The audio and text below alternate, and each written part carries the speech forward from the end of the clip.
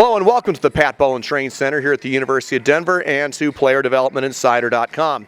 Our special guest today is Matt Shaw, Strength and Conditioning Coach here at the University of Denver. How you doing, Matt? Good. How you doing? Fine, thanks very much. Matt, what is your basic job description here at DU? So at DU, I oversee 6 teams, men's ice hockey, both soccer teams, both golf teams, diving, as well as the internship program.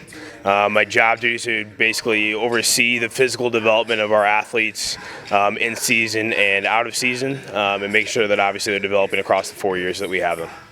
And typically for any college athlete that comes in, just basically an overall question here for you, what is the month-to-month training regimen like for them? Yeah, so in season it kind of ranges based on the sport.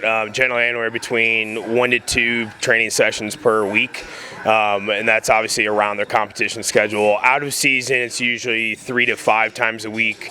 Those workouts generally last anywhere between an hour to an hour and a half of strength and conditioning work, prehabbed, obviously make them as strong as possible to avoid injury, as well as conditioning or fitness work.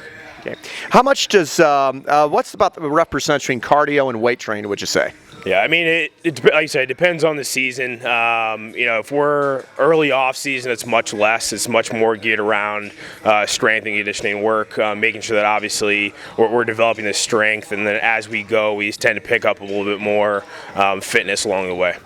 Right. I remember I played baseball in high school, and it's pretty much the same thing with that. We didn't tend to do as much weight training during the season. So is that pretty much the same theory for any given sport?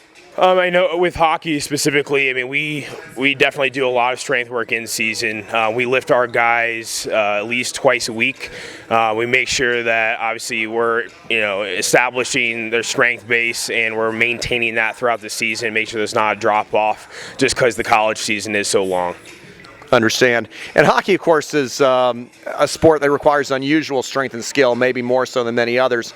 Do you have any special regimens that is really hockey specific? Yeah. I mean, I think that the big thing that we do is we generally look at the ranges of motion that our guys have, especially around their hips, looking at their ability to obviously produce force, laterally, as well as obviously vertically, just because of the extension within their hip and their leg, obviously including their skating stride. Our biggest thing is obviously making our guys as powerful as possible, looking at how quickly they can accelerate and also how quickly they can decelerate and cut.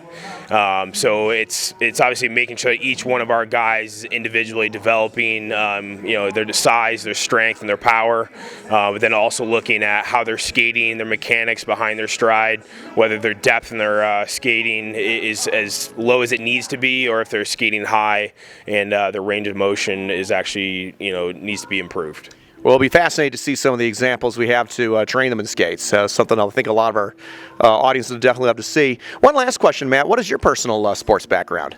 Yeah, so I actually grew up playing water polo, lacrosse, and swimming.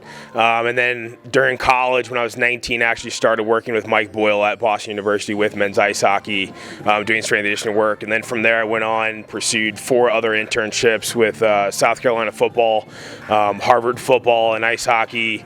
BU varsity sports, so the other 22 sports that BU had at the time, and then during my master's, I pursued obviously a degree in health science, and went on to then go into Master's of Education, specializing in coaching. Outstanding. Well, Matt, we look forward to seeing some examples as we go on of typical training techniques we see here at the University of Denver.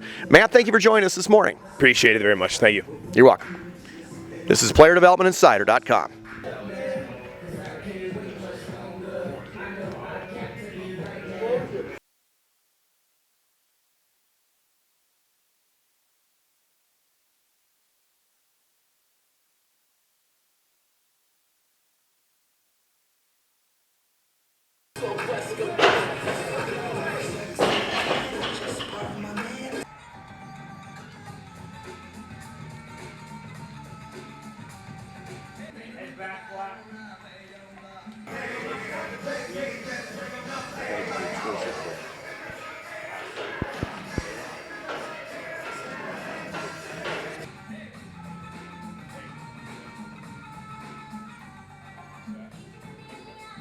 In a moment, right?